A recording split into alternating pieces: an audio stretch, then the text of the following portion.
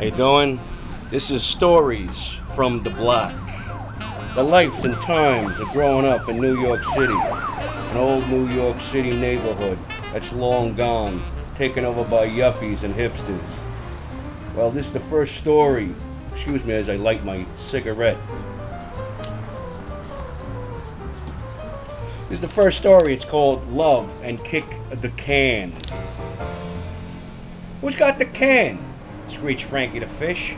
I got it, answered the bread box. I'm gonna call everyone so we can play, said Frankie the Fish. Frankie the Fish sauntered down the block and set off the alarm that more people were needed for Kick the Can. There were no cell phones back then, so you kind of just yelled up to someone's window or in their air shaft to get them come out. Hey, T! T! T! Yelled Frankie the Fish, repeatedly up to my window. Hey, would you shut up down there? I'm trying to hear the president talk, barked Old Man Cauliflower. My pop says President Reagan's a hump, Frankie answered innocently. Well, your old man's an idiot, spat Cauliflower as he slammed his window shut. After about 10 or so minutes of Frankie's screaming rampage, they went up and down the block. We were all assembled.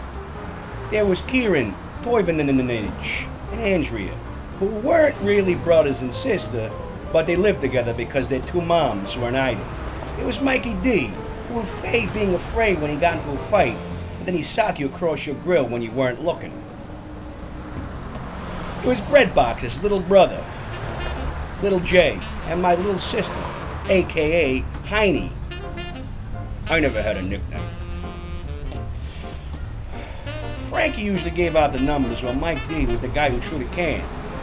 5! Mike D yelled as he threw the can, and one of the smaller kids were usually it because they were easy to hide from.